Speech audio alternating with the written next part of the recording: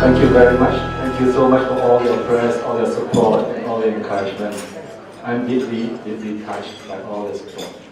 And I ask you to continue to start praying for them, because I know you will need a lot of prayers throughout this year. I've been through it, and I think Tommy has been through it. We all need prayers. And the best thing that you could do for us in this position again is to keep it in your prayers. I ask you for the daily prayers from me. And it's now my pleasure to present to you the President of Serra International 2014-2015, Mr. Dan Grady.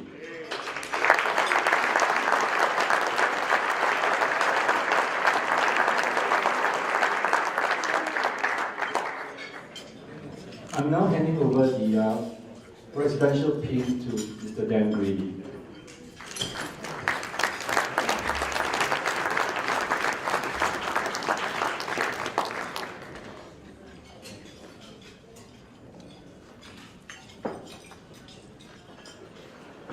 Before I begin my remarks, I would like to thank His Excellency Bishop David Wakowiak for joining us this weekend, Bishop Francisco Moreno Baron, who has joined us this weekend. And to both of you, thank you very much.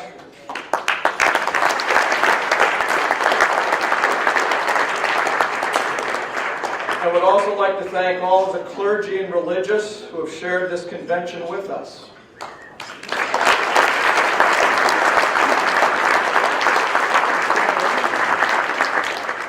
We appreciate your attendance and support.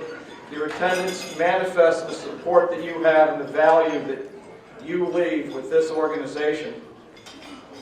Finally, I'd like to thank His Excellency Bishop Soto, Bob Leach, and the Serra Club of Sacramento for their hospitality through this week and weekend.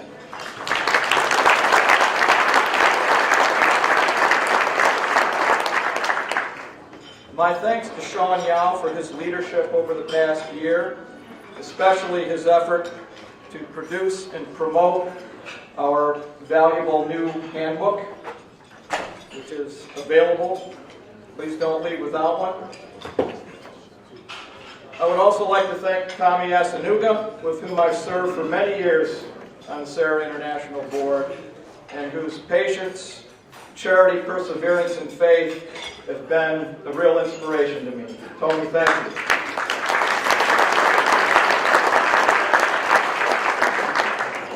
Finally, my thanks to the delegates and the clubs who have blessed me with the honor of representing our beloved president, our beloved apostolate as your president.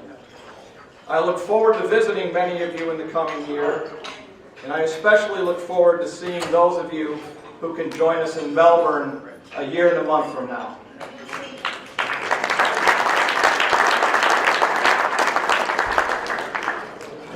My thanks to the members of my club, the Serra Club of Grand Rapids, Michigan, many of whom are here tonight. I appreciate their support and presence.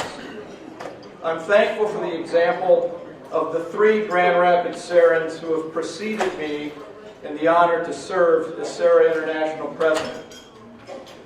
From their example, I learned the value of the admonition, act locally, but think globally.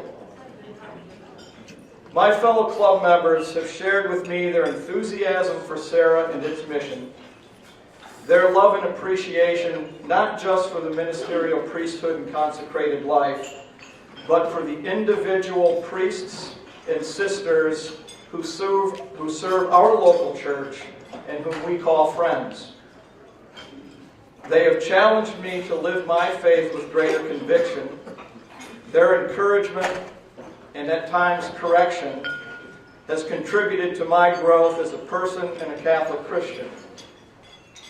With my fellow club members, I have experienced the joy that comes from sharing prayer and service in fellowship with friends. They have been, and they still are, companions on my personal path to holiness. I do not present my experience in my club as unique. Indeed, I believe that our club is typical in Serra. we Sarans encourage and support each other in our faith journeys. Most of us work and live in a secular world that discourages and in some cases represses the public living of our faith. We Sarans share our struggles. We encourage each other to live our faith with enthusiasm and without fear. Serra shares with the church the challenges our contemporary secular culture presents.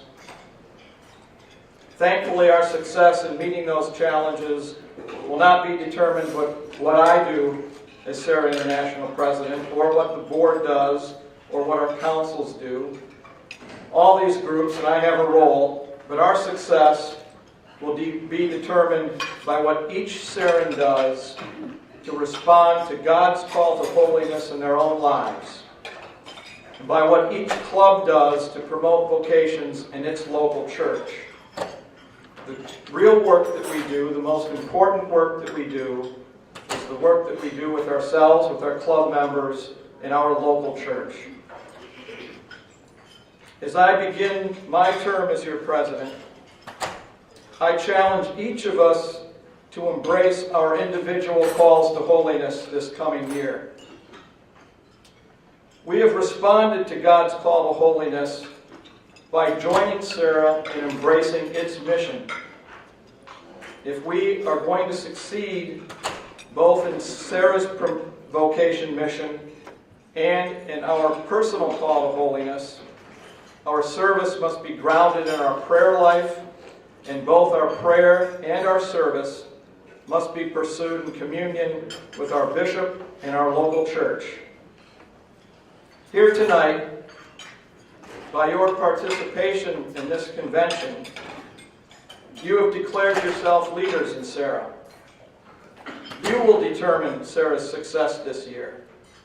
So I ask you and I challenge you, go back to your clubs, go back to your districts, and enthusiastically pursue your call to holiness. Encourage your club members to pursue their call to holiness. Support and encourage them in that effort. And finally, we have a great gift in this new handbook. A lot of work went into this. Embrace the disciplines and the call of this guide. The year ahead, I am going to promote this incessantly. There is much in this book that we can all use, and I expect us to use it. And remember that while we are each called on our own personal path to holiness, we are not called to walk the path alone. Our fellow club members, our fellow Serrans, are companions on our paths.